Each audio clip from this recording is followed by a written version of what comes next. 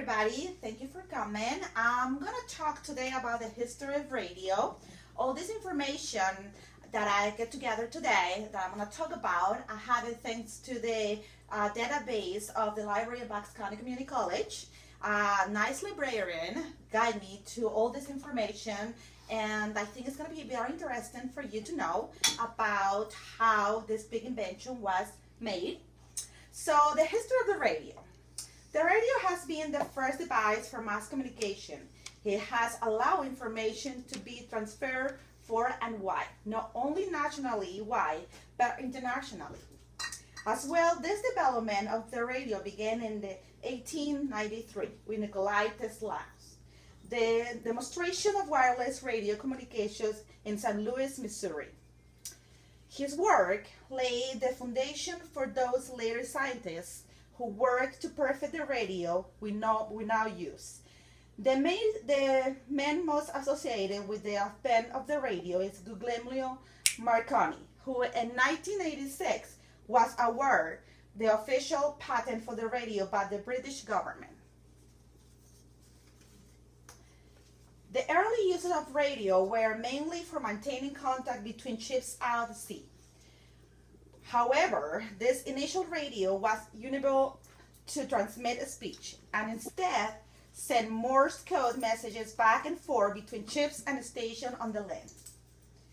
During time of distress, a sinking ship will use a radio message nearby vessels and stations on the land and to ask for aid. The radio saw a surge of use during the First World War. Both sides used the radio to relay messages to troops and top officials as well as people not on the battlefront. At the end of the war, President Woodrow Wilson's 14 points was sent to Germany through use of the radio. After the war's end, with the growth of radio receivers, broadcasting began in Europe and the United States. Between 1920 and 1922, the number of radio stations in the United States expanded from a handful to almost 600, which is a lot. That is a lot. Department stores operate 30 of these stations using the airwaves to stimulate the sales of receivers. They advertise the store and to promote merchandise. This research analyzed the phenomenon of department store radio stations. With a particular focus on Philadelphia, in contrast, the historical accounts of radio that stress the dramatic commercialization of the industry in the late 20s. This research argues that advertising has always been the defining element of the American approach to broadcasting.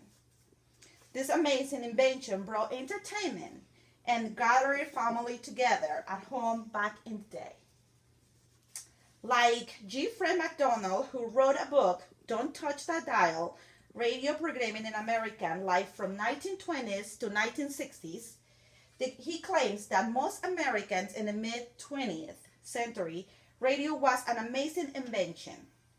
This was because back in the day, it was the only way that people could get connected to the world by listening through with this wonderful creation.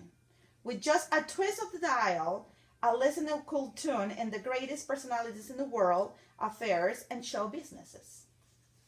McDonald wrote that radio brought current events and entertainment directly into home, and it required little of a listener except time and imagination.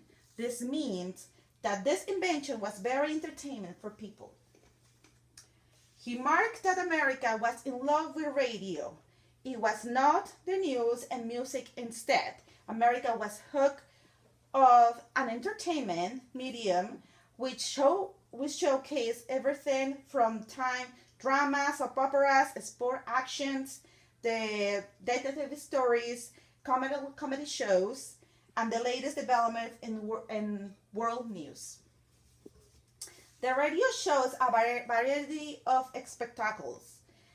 Another author, Robert G. Brown, who wrote Manipulating the Ether, the Power of Broadcast Radio in the 30s Americas, he claims for the average part of the 20th century, It is difficult to imagine radio as anything other than late night talk shows and top 40 music.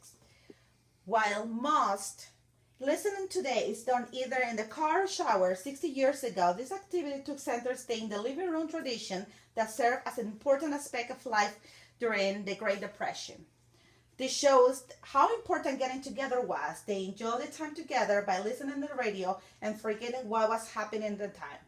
Brown states families across the country look forward to gathering around the Pilkos Smith and Stormer Carlson every evening to listen to the favorite programs, another indicator that families enjoy being together thanks to the wonderful machine. All this indicate very clear how wonderful is this machine and how big impact has in people and families. Thanks to this invention, many people appreciate being together as a family and enjoy the entertainment behind the radio.